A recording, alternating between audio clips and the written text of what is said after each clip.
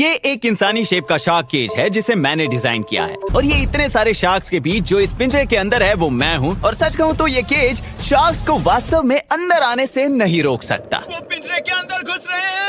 लेकिन ये जानने के लिए कि मैं यहाँ बहामास में क्या कर रहा हूँ, वो भी खून की बाल्टियों के साथ और चारों ओर से शार्क से घिरा हुआ, हमें वक्त में 1 साल पीछे जाना होगा। क्योंकि तभी मैंने ये देखने के लिए कुछ टेस्ट किए थे कि वास्तव में क्या होता है अगर शार्क्स पानी में इंसानी खून की एक बूंद को सूंघ लें। इस एक्सपेरिमेंट के लिए मैंने 1 घंटे तक हर 1 मिनट में इंसानी खून की 15 बूंदें समुद्र में पंप की, जहाँ ढेर सारी शार्क्स मौजूद थीं, लेकिन वो उसमें कोई खास दिलचस्पी नहीं दिखा रही थी। तो इसने फिल्मों के उस मिथक को गलत साबित कर दिया कि शार्क्स खूंखार जानवर होते हैं जो पागल हो जाते हैं अगर वो 1 मील दूर से आपके खून की एक बूंद को सूंघ लें। लेकिन उन रिजल्ट्स ने मुझे ये सोचने पर मजबूर कर दिया कि क्या शार्क्स मछलियों का खून सूंघकर अलग व्यवहार करेंगी, और अगर वो मछलियों के खून से आकर्षित होते हैं तो क्या उसके जरिए मैं अपने आप को बहुत सारे शार्क्स के बीच ला पाऊंगा। तो इस सवाल का जवाब पाने के लिए डिस्कवरी चैनल के मेरे दोस्तों ने मुझे इस साल शार्क वीक के हिस्से के रूप में बहामास में वापस बुला लिया। लेकिन इस बार मैं अकेला नहीं जा रहा।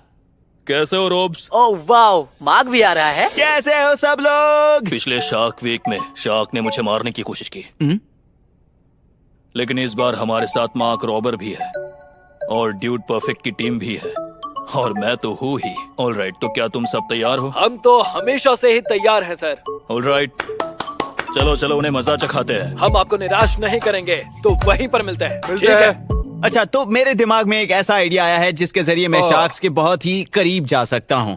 पिछले साल जब मैं पानी में उतरा था तो रॉबर, मैंने कहा हमारी मीटिंग खत्म हो चुकी है दोस्त। हाँ ठीक है, कोई बात नहीं।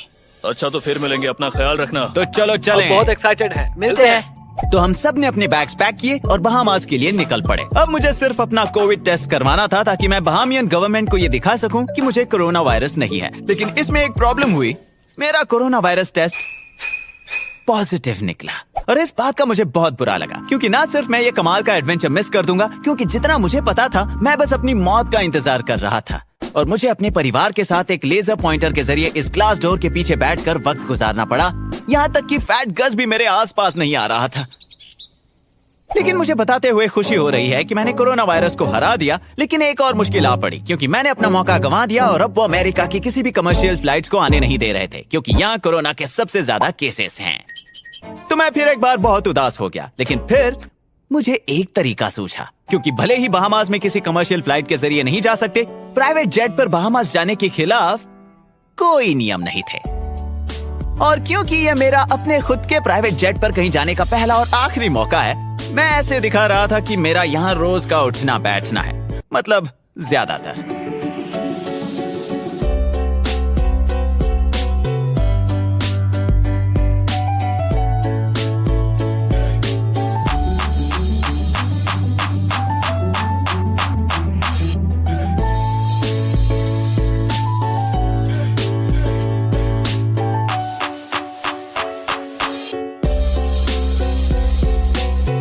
इलॉन से बाद में बात करूंगा, अभी मैं ओपरा से बात कर रहा हूं।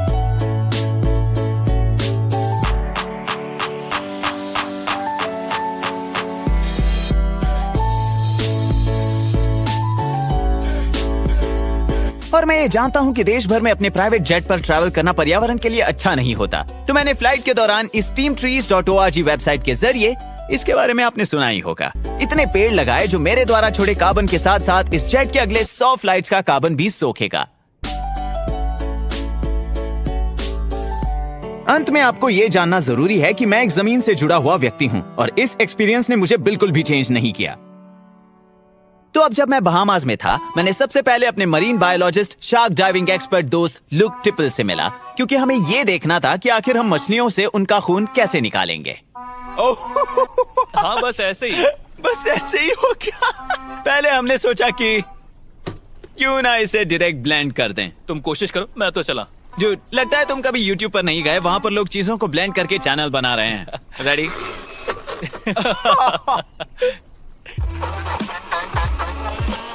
ओके, शायद इसमें थोड़ा पानी मिलाना चाहिए।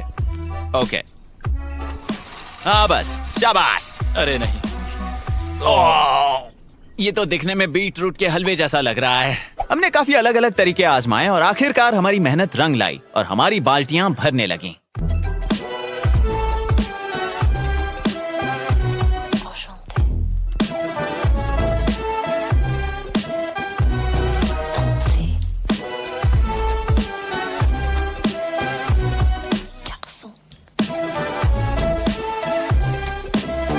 मेरी नाक नहीं होती तो शायद मैं इसे पी लेता। मार्क की ये बात अच्छी है कि इसके आइडियाज बेकार है, लेकिन इसमें जान उसी की जाएगी। मैं असली खतरों का खिलाड़ी हूँ। हाँ,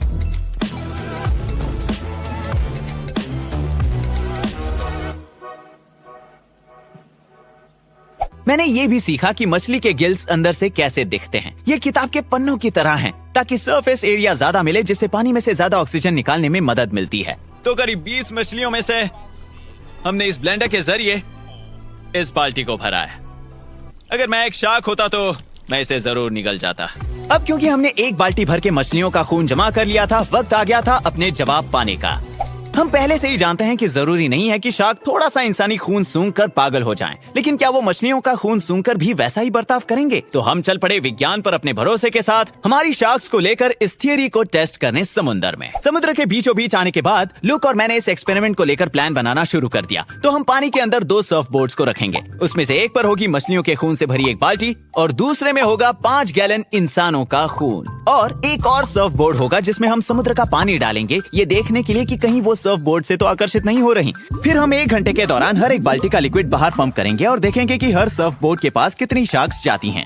तो ये जानने के बाद कि उन्हें किसका खून पसंद है, हम उसी का इस्तेमाल करके उन्हें कल पिंजरे के पास बुलाने की कोशिश करेंगे, है ना? मुझे तो ये प्लान बहुत पसंद क्योंकि आया। पिंजरे में तुम नहीं होगे। और अब हमारे पास करने के लिए बस एक ही काम बचा था, इन बोर्ड्स को तैयार करना और उन्हें शार्क्स के बीच भेजना।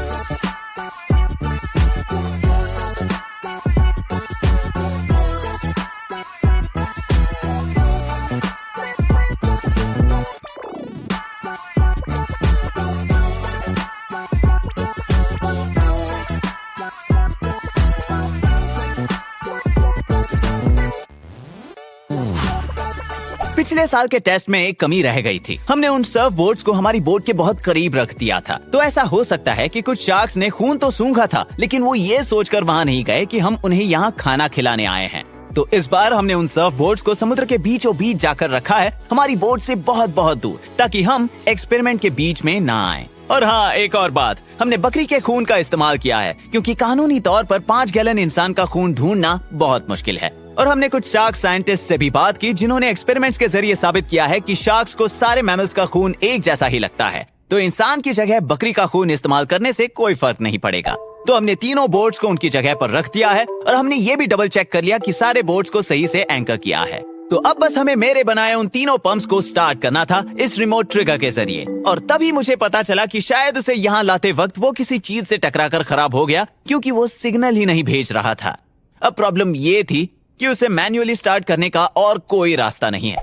लकीली मैंने नासा में काम करते हुए ये सीखा है कि अपने सिस्टम में हमेशा बैकअप बनाना चाहिए, जस्ट इन केस। तो हमने उसे ऐसे प्रोग्राम किया है कि अगर उसे 1 घंटे में पंप शुरू करने का सिग्नल ना मिले तो सिस्टम के सारे पंप्स ऑटोमेटिकली एक साथ स्टार्ट हो जाएंगे। लेकिन हमें इस बैकअप को टेस्ट करने का मौका ही नहीं मिला। तो अब हम बस उम्मीद रखने के अलावा और कुछ नहीं कर सकते। वो काम करेगा। हमने इस वीडियो को बनाने के लिए बहुत सारे पापड़ बेले हैं, उम्मीद है ये भी हो जाएगा। और फिर ठीक 1 घंटे बाद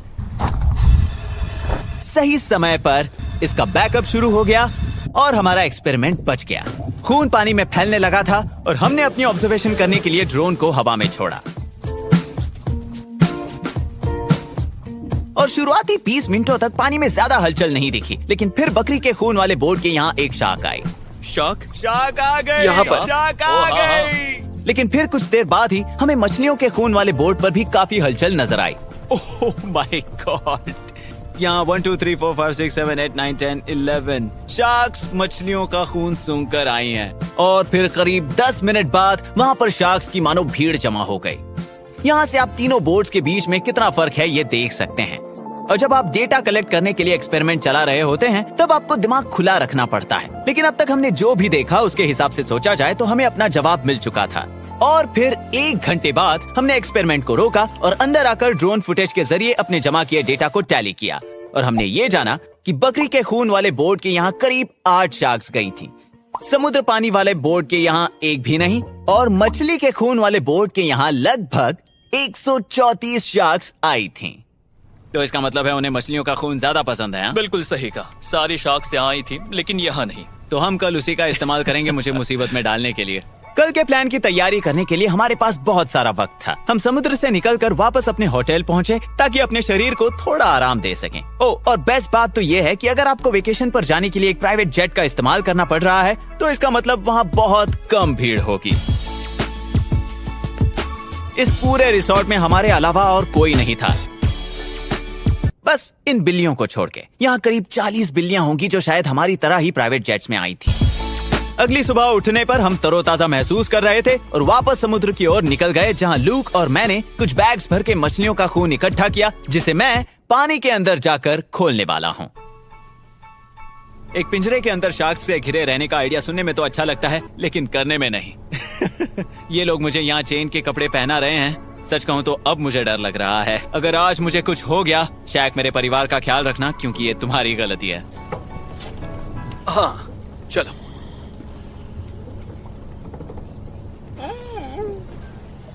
महीनों की मेहनत के बाद वक्त आ गया था मेरे पानी में उतरने का, और शार्क्स के बीच जाने के बाद शायद मैं अपनी वाइफ को जरा बताना भूल गया। मैं जानबूझकर अभी पानी के अंदर नहीं देख रहा। शायद उसे अभी ये लगता है कि मैं यहाँ एक और एक्सपेरिमेंट करने आया हूँ सर्फ बोर्ड्स और पंप्स के साथ। I am sorry darling. मैंने अपनी सुरक्षा के लिए ना सिर्फ 10 पाउंड चेन का आर्मर पहन रखा था, बल्कि मेरे शरीर से 20 पाउंड का वजन भी जुड़ा हुआ था। इसका मतलब मैं आसानी से डूब रहा था, लेकिन इसकी बॉयंसी टू वेट रेशियो की मदद से मुझे चांद पर चलने की प्रैक्टिस मिल रही थी। क्योंकि मैं भी आप में से कुछ लोगों की तरह अपनी जिंदगी में स्पेस में जरूर जाऊंगा, और ये भी मैंने फिलहाल अपनी वाइफ को नहीं बताया है। सुपर मारियो जंप, ये मैच चला।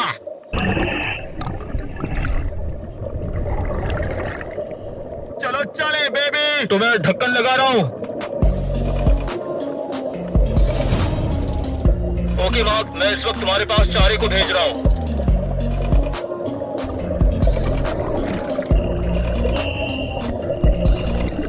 तो इन्होंने मेरे हाथों में खून के बैग्स थमाए और मुझसे सुरक्षित दूरी भी बना ली। अब मुझे बस इन बैग्स को खोलना था। ओके, चलो शुरू करें। ओह, ये पागलपन है, मैं क्या कर रहा हूँ?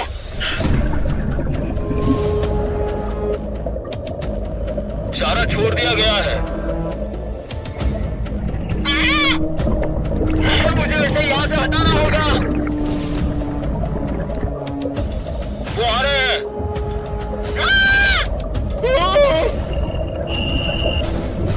Oh my God!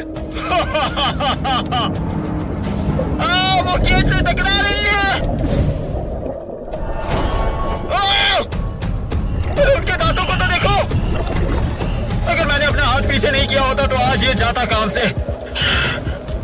लगता है इन लोगों को बहुत ज्यादा भूख लगी है। अब तो इन लोगों ने मुझे चारों ओर से घेर लिया है। Oh God! वो पिंजरे के अंदर आ रहा है। अब मैं क्या करूं? मैंने ये पागलपन क्यों किया? वो शार्क्स मुझे पिंजरे के नीचे से खाने की कोशिश कर रही थी, तो मेरे पास खुद को बचाने के अलावा और कोई रास्ता नहीं था। चलो पिंजरे से बाहर निकलो, निकलो बाहर, निकलो। शैक बचवा नहीं छोड़ूंगा। चलो बाहर निकलो यहाँ से।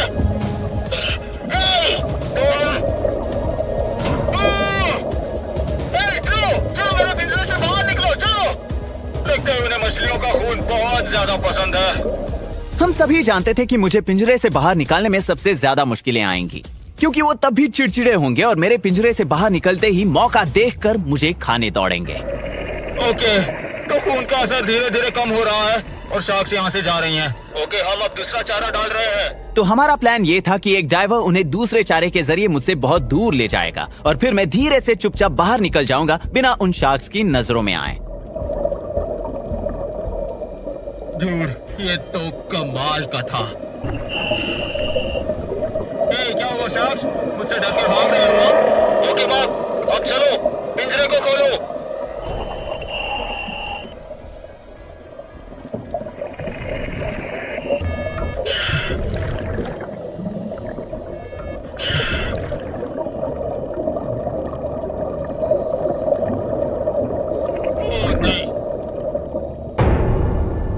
बहुत तेज आवाज थी। लूक, लूक, मुझे इसे बंद करना होगा।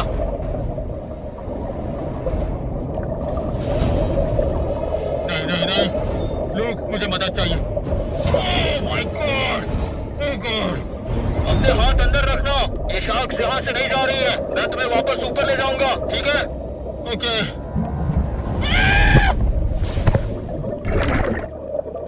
Oh my God. जल्दी जल्दी, हम ऊपर आ रहे हैं। प्लीज कोई शैक से जाकर ये कह दो कि अब वो अपने स्टंट्स खुद करें। मैं जिंदा हूँ। इस सब से हमें ये सीखने को मिलता है कि शार्क्स इस ग्रह पर डायनासोर्स या यहाँ तक कि पेड़ों से भी लंबे समय तक रही हैं। तो उनके पास 400 मिलियन सालों का एवोल्यूशन है ऐसी सूंघने की शक्ति विकसित करने के लिए, जो वाकई में बहुत काबिले तारीफ है। उन्हें शायद ही कभी इंसान या बकरी खाने मिलती होगी, इसलिए वो उनका खून सूंघने पर इतना आकर्षित नहीं होते। तो मेरे सभी हाथ और पैर सलामत हैं और मुझे अपने सवालों के जवाब भी मिल गए। लेकिन जाने से पहले मैं आपको वो बात बताना चाहूंगा जो मैंने पानी से निकलने के तुरंत बाद कही थी। इंसान ज्यादातर शिकार करते हैं, ना कि शिकार बनते हैं। इससे मुझे समझ में आया कि एक मछली होना कैसा लगता है।